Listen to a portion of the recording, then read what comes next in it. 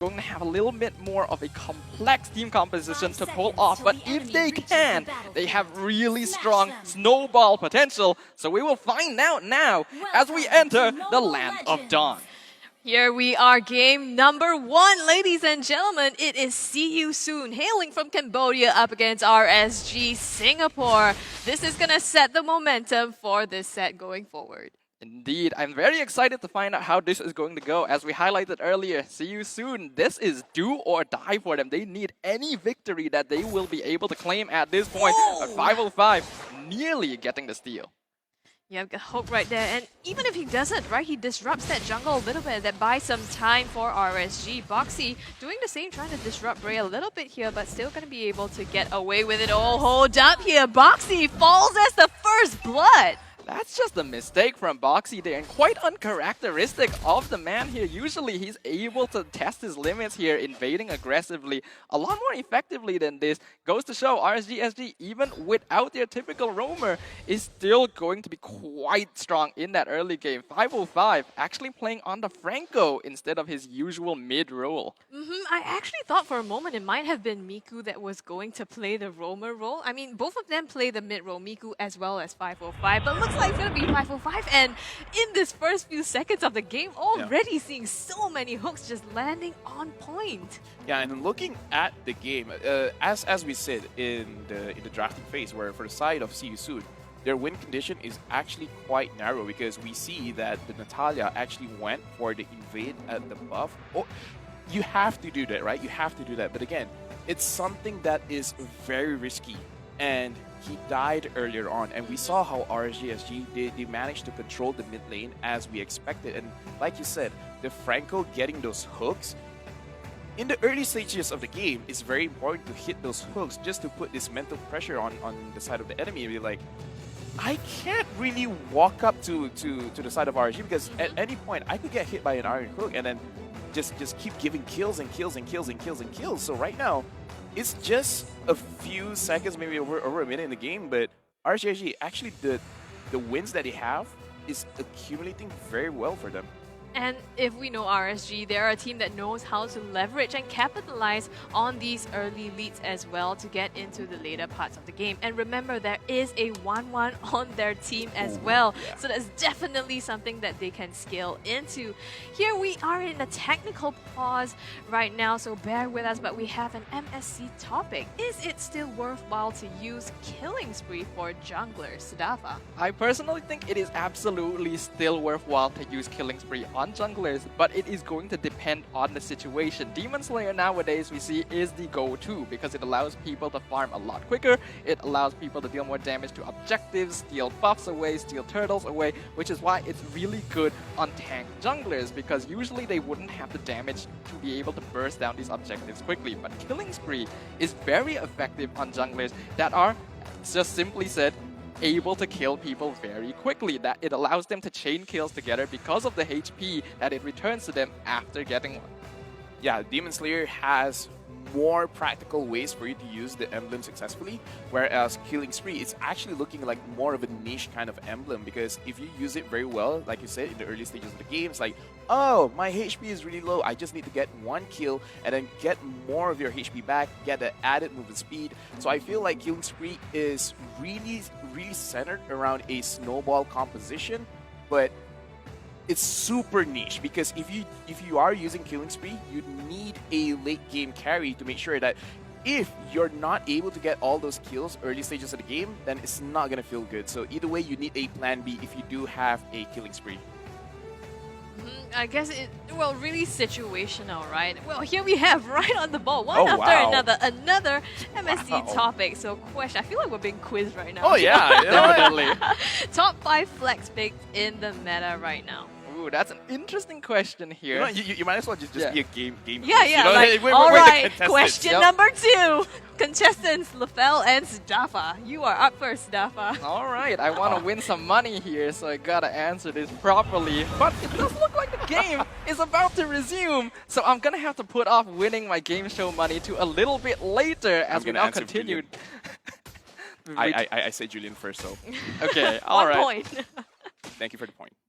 Yeah, we are back into the game, ladies and gentlemen, and right now we can see them already contesting for this turtle here. Diablo trying to zone out space for the members of his team, and it's going to be a successful objective to the side of RSG. Felix trying to make his escape right now. Diablo on the chase. Will he get the kill? It's going to be a return onto him, and he falls down. That's just a little bit of an overestimation by Diablo there. He thought he definitely would be able to survive and just zone out the members of See You Soon after a clean turtle kill, but he really did not need to do that. He could have walked out backwards with his team and he would not have fallen to Felix. That is, of course, a lot of damage coming out of the Hilda thanks to the fact that he was able to get a lot of stacks.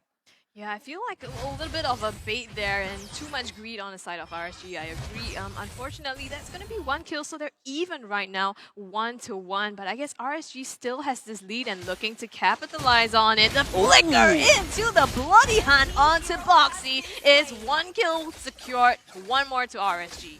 Excellent map awareness by 505, recognizing the rotations of his opposing roamer, knowing that Natalia is coming down to gank Baby Cakes and providing the assistance, not only doing so, but flickering forward to get the Bloody Hunt, knowing exactly where Boxy is going to be. That is not easy to do.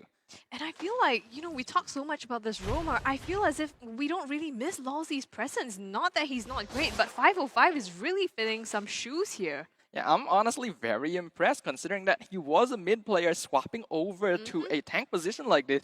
Isn't something you normally see, but Boxy in trouble.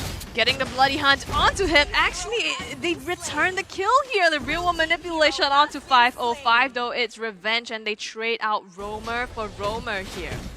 I'm here in the top lane. Diablo also taking a little bit of poke, but this is a Uranus. This is what he specializes in. He has to be careful though. Sensei in the bush.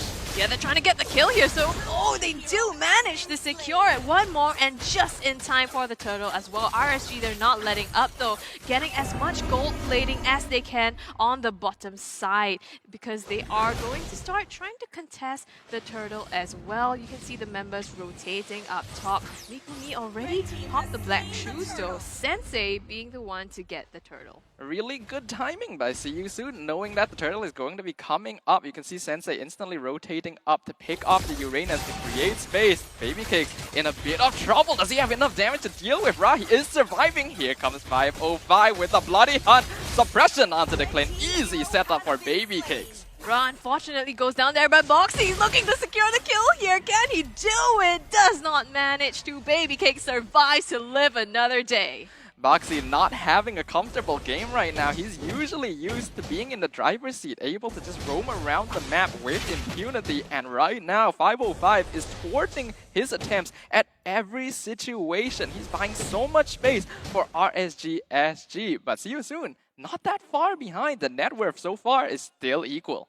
Yeah, but I mean, we talked about that 1-1, right? RSG recognizes exactly what they need to do here. Create that space for Baby Cakes, help him to get online. But See You Soon, they don't have as great a late game as that. How much of a problem will that be?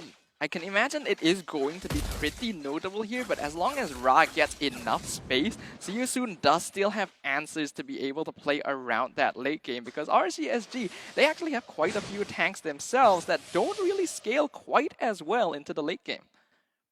Yeah, they do. We're gonna see them both rotate now, bottom side, potentially trying to get a kill here. If they do, it will definitely set them up for this next objective. Bray just scouting around for a potential opportunity. Right now we can see that there's 20 seconds left on the turtle respawn timer, so you can expect that 505 and Boxy will want to try and make something happen around this gold lane. But on the opposite side, Diablo getting wailed on. Yeah, not before See You Soon responds with one of their own, trying to get a kill onto Diablo. He is so tanky though, just being Uranus and instantly, he's full HP. Oh, and that's also information given the RSG SG. They know Sensei is in the top lane, so Bray instantly gets started on the turtle. We can see Boxy on the map in position. He will scout this out from team. Who's gonna get this?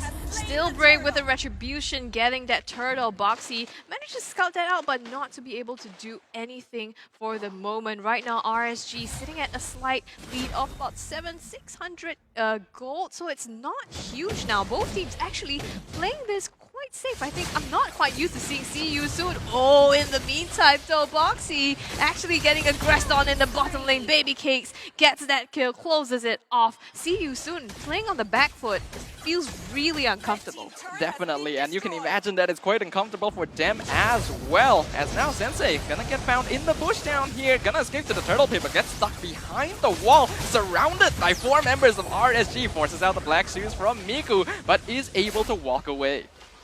Yeah, but like you said, right, they do have tanky heroes on the side of CU soon as well, and Sensei, if he starts building that, he's going to be one of them, so not as easy as RSG probably might like to close out those kills. Yeah, either way though, even though RSG SG, they have solid late game scaling with the 1-1 and the Lilia, they still do have to be careful because at that point, Boxy and Uranus aren't going to be quite as effective, and CU Soon does have a lot of ways of breaking through these tougher heroes on the side of RSG. So even though they're quite comfortable with just taking it slow and farming up, they do still need to make sure they have a more solid gold lead against CU Soon. Yeah, but they're probably trying to build that up right now, but unfortunately it is not. And actually you pointed out that, yeah, Boxy in the later parts of the game, if he could just pick off Baby Cakes and Miku Me as well, that would really be dangerous. So they're not out of the game just yet. It's not that we can count them out, and they're quite toe-to-toe. The next objective is going to be spawning in just 10 seconds now. This is the Lord, so it's definitely going to help whichever team gets it have a push. You can see right now that the team in the most comfortable position around the Lord is going to be RSG SG. 505 already rotating to the bottom side to catch out Boxy, but the rest of the team coming to back them up. They want control over this bottom lane because the more objectives RSG SG can get, the better they will be able to achieve their win condition. Definitely. RSG now looking for a chance to start up this Lord here, and they're already leashing it. CU soon has to find a way to get as much space as possible. Felix opening up the map, aggressing onto 505. Here comes the real manipulation, putting out the damage, but it misses the mark, and they are almost all healed up now for Baby Cakes as well. So that's one huge ultimate down for CU soon. Yeah, this is going to be great for RSG SG because they basically forced out important cooldowns from CU soon without expending anything in return, being able to reset the Lord on top of that. That'll allow them to farm it more easily the next time they want to make an attempt. But I do think we need to give... Oh, hold on a second here. Miku nearly getting taken out. Yeah, but Diablo is rotating down, so this could be the opportunity that we're waiting for right now. Felix trying to aggress and finding to start off this team fight here, but RSG is still holding their defenses here. They have the numbers advantage, so are they going to pull the trigger? Yes, they are! With the Iron Hook now and the Bloody Hunt onto Sensei. He's locked down with nowhere to go. He's going to be the first to fall in this fight. The next target is Felix, but here is the real manipulation. Not before the crossbow of 10 comes in, though. It's 3 down on the side of CU soon, and they are going straight for this tier 1 turret in the middle and the Lord. 505 not missing with these iron hooks, and excellent engagement by RSG SG. Baby Cakes though getting shut down, not expecting the execute. Boxy will pay with his life, but getting the pick off this marksman on RSG SG that so far had 0 deaths is at least a consolation prize. Yep, definitely a consolation prize, and I think it was just that one instance when Baby Cakes was caught off guard up too far in CU Soon's jungle there.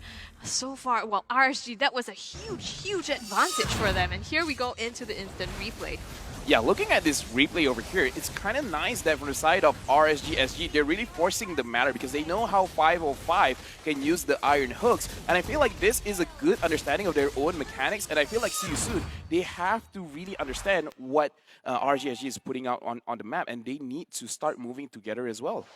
I can definitely see that there's a little bit of disjoint in the communication of CU Soon right now. They want to be able to make something happen, but as you mentioned, they're not quite respecting RSG SG's capability to get these pickoffs, and they are getting punished quite heavily in return. Again, this is only a 3k goal lead for RSG SG, and definitely something CU Soon can come back from, but they need to make something happen very soon.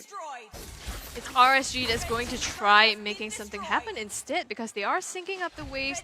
They have already taken down, stripped CU soon of all their tier 2 turrets. So they are down to the inhibitors. The Lord is still alive, so they're going to go ahead and push even more on this bottom side here. Sensei in some trouble, getting suppressed once again and too much damage taken. He's going to fall and RSG instantly retreat with having what they want. And even after diving the inhibitor turret, Diablo is able to walk out scot-free. We can see in terms of damage dealt this game, the 3 people on top of the list are actually all from Team CU Soon. So RSG are actually winning out these pickoffs despite the fact that they have less damage done overall. That's really interesting, actually. I think that really points to how disciplined RSG is. The moment they pull the trigger, they go all in and they get the kills where they need to, and they don't have to expend additional effort to do that. Right now, they've gotten the bottom inhibitor as well. So see you soon. They're slowly getting their defenses chunked down.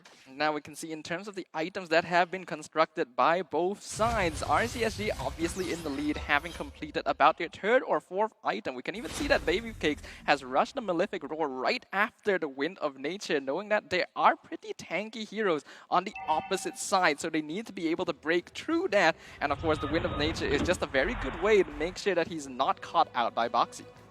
And right now, I do have to point out that they RGSG, they have a 6,000 gold lead at 13 minutes. So even though we have observed... Welcome back, ladies and gentlemen. This is MSE 2022.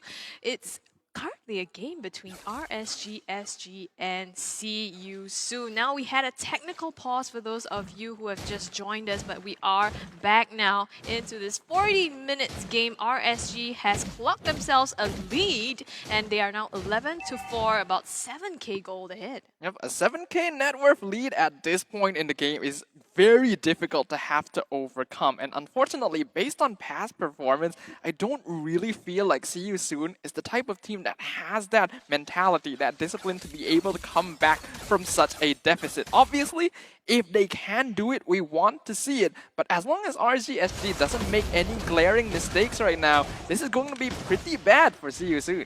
It doesn't look like it. I mean, Diablo actually stalling the Lord there so that they can clear up the minions on the top and middle side of the lanes. And now it's perfectly synced up. They are ready to siege down onto CU Soon's base. Right now, they're moving in the mid lane. Diablo already jumping in. Sensei getting caught out by the Boxy. Real manipulation already dropped down, but it's not going to be enough. Boxy getting juked around as Diablo dealing with Felix. Boxy already the first casualty as the Lord is right on top of the Crystal. Baby Cake's taking a lot of damage, but the Crystal is as well. And instantly, game ends in favor of RSGSG. RSGSG! Wow, after the technical pause, they just immediately come back and like, okay, we're gonna close this up. We don't need to spend more